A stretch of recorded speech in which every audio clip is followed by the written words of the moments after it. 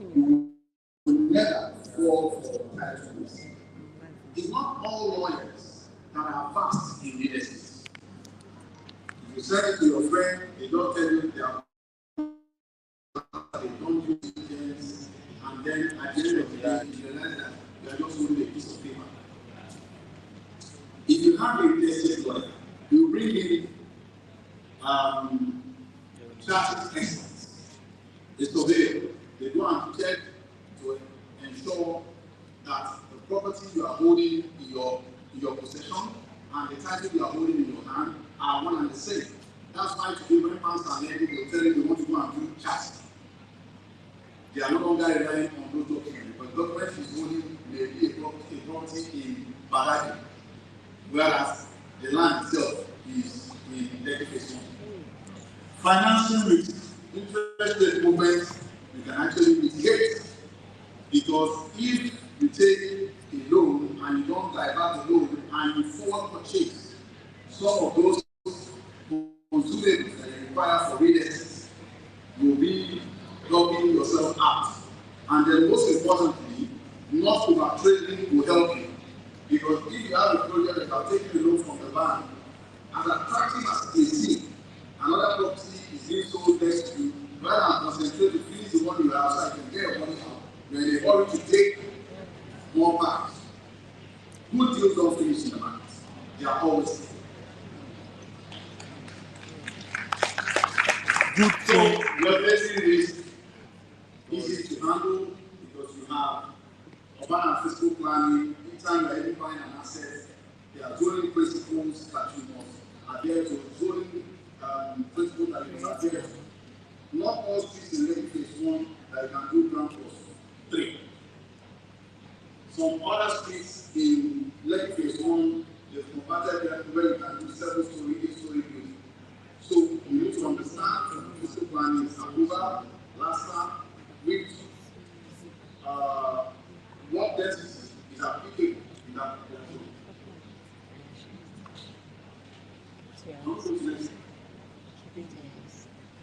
Next slide, please.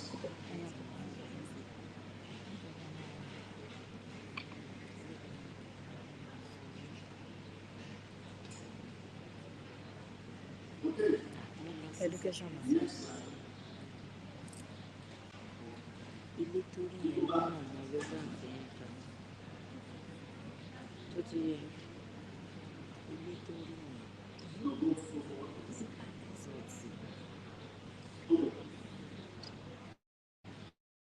Now, real estate itself, there is nobody who does real estate and does it.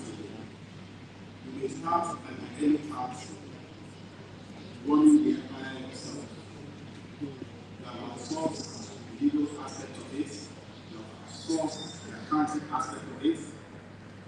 But as you begin to grow in the real estate, you actually need people. And I can always say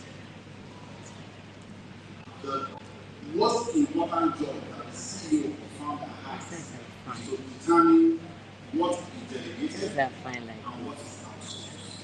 And so, as you build your team, you require foreign partnerships that will help you. When I mean partnerships, the people you bring on board into the organization in forms of either partners or employees. Who have expertise in securing land. Today, at my level, I'm not starting, I'm not on every street looking for landed opportunities. There are people that are folks that I believe that when they are good deals, they will come. And then even before they bring the good deals, you can review the deals to understand if I'm going to lose money or otherwise. And I've always advised the easiest way to lose money is to trust the process too much. Sorry. Because you say this deal is coming from my uncle. Now my uncle paid my school fees when I was in university. He cannot do what? He cannot fail me. Back camera. But then he takes it to the transaction, you lose money. Can you call EFT for him? A family matter. Now, project management also. You need people who can manage projects. Some of us are not privileged to study engineering in the university. And so you need seasoned project managers, either as permanent employees or outsourced project managers. So they will bring their skill to manage because the entirety of the project, the success of the project depends on planning. And so for you to do that adequately, you need a project manager who will oversee the project end to end, looking at the financial viability of the project, looking at the inherent construction risks that may happen, considering everything that may happen within the economy on the project as you price projects. You also require people in finance and treasury who will manage your cash flow projection. And like I said earlier, it is not every business that you see that has cash flow that is profitable. Because a business can have cash flow because they have discounted the price of their products. And so every month you see that they are turning over billions of naira, but after 2 years, when the money is not coming in, what happens?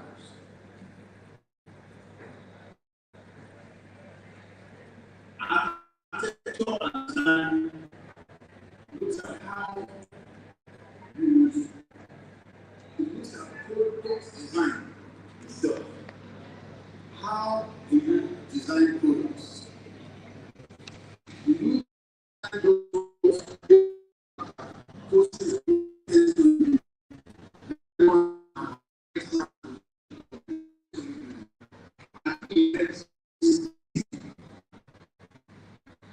some of those decisions must be based on market needs. There are times you need to test the market. Not necessarily start with function. Each time you find that you must always have an architect and do cheap design for you as you can do. Some of those customers that are also products in the for yourself, their responsibility, take a room apartment, take a room penthouse. Your council does not mean what you do. So you must be able to find ways to test the market. Sales and marketing, communicating to the customers. Just imagine that if everything around my business, from construction to sales to accounting, revolves with me today, possibly I won't be on this stage. Because I've been on the journey, last week I was out of the country, this week, go back, I had to be came back yesterday, and I've been at the OTC in Atlanta, but because I had the invite to speak here, we cancelled all of those. But just imagine if everything revolves around business. The major problem that many real estate companies have is that they don't have marketers who believe in their products. They have opportunistic marketers. I'm sorry to say that because they are looking for Simon. I have a customer. His budget is 150 million naira. He needs a 2-bedroom flat in Lekki Phase 1. And so if he says yes, you run, you go and pay. But then Simon also has some of those marketers who believe that his product, if he says he will deliver in 24 months, he will deliver in 24 months. If he says his property is 250 million naira now, when you come back in the 20th month, that property will become what? It will become 400 million. So when you go out to go and market, you need those kind of marketers in your team. Because what they are saying is the value that the developer will create needs. And so people teach from standpoint A, from when they just conceptualize the project, to understand that by the time it delivers, don't go there.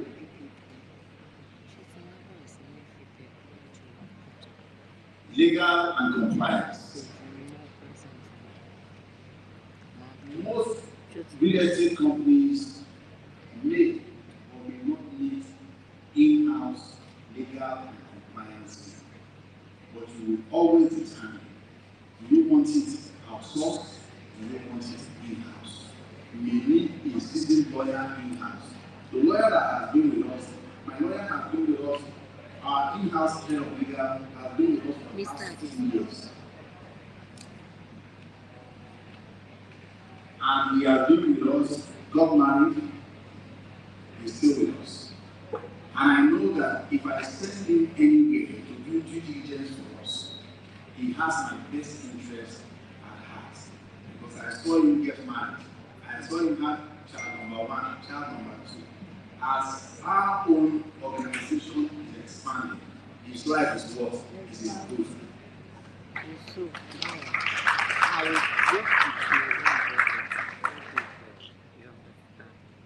If you are a developer and you are trying to afford to handle everything end to end, and if there's a party in Spain today, and it's one of your most cherished customers that's having a party, and you head today, and the party is tomorrow, and you cannot jump on the plane to Ibiza tonight without having to worry about what will happen to your real estate business. You are not running a business. You are running Okonkwo and Sons.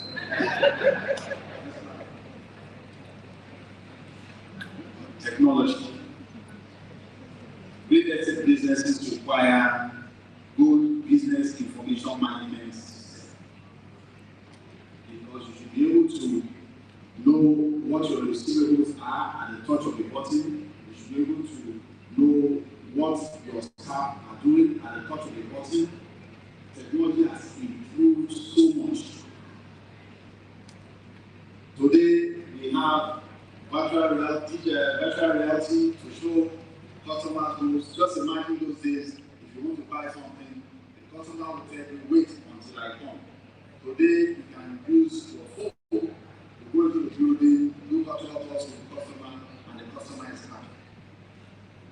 Even without the customer necessarily coming to Nigeria, when the customer clicks in faraway America, when they click Google Map to show them where this property is located, it builds the strategic assets that are surrounding the property. Hotels, shopping malls, cinemas, and schools. Blockchain technology is evolving. Today we have smart contracts. Today what we have in Lagos State has digitalized, those that are taking a longer time, but they have digitalized their information management system, their land registry. So at the touch of a button, you can access the land registry. Our CFOs today, it is what? It's electronic. So it's no longer the hard copy files that you are worried about. There are also opportunities in the real estate sector for those who are building sustainable houses. SEPA is there to provide solar systems, green building, funding for developers who are building green homes. And I will also say this: the first house I ever built is house in a swimming pool. I made a big mistake because I got a very cheap architect to design a house for me. Fresh out of school, he wasn't experienced. So the sizing of the swimming pool was situated at a place where the sun does not hit. But ordinarily, a developer an architect that goes to the site in the day, in the afternoon, to see what the site looks like, can tell you what direction the swimming pool should that the sunlight will hit it. Otherwise, nobody will swim in that swimming pool because consistently the swimming pool will be cold. But those are simple things that a lot of people don't know. Or the one that I gave a contractor to build for me, and I did not bother because I wanted to supply my family. And the contractor builds a room with so much glass that I need more than 4 ACs in the master's bedroom to ensure that the AC is good. You can imagine our living in that house today, how much my system cost will be. Because we require a lot of mechanical energy to cool such a house. So today, you see funding for homes that are green. Like the next oil tower that you see there is certified as one of the first green energy efficient buildings in Nigeria. Next slide.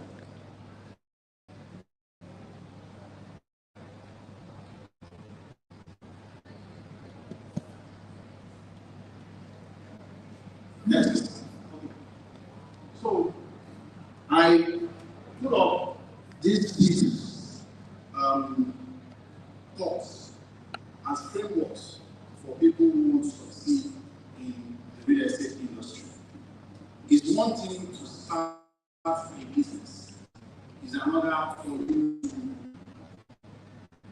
to stay the growth of a business. And like Pastor mentioned again, there are times when your energy will be down.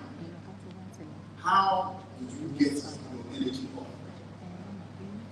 At times people say that if you have money in your pockets, it stimulates your energy.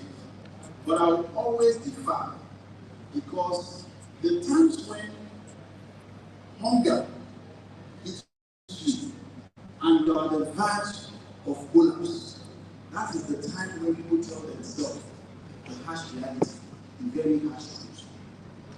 Because you are alone and you are faced to the wall. You have the opportunity of telling yourself the singular truth about this real estate business and how you are going to sustain it going forward. Because every business has its own self. You have those periods where everything is doing well. And then you have those periods when things are not going as planned. Data is what makes a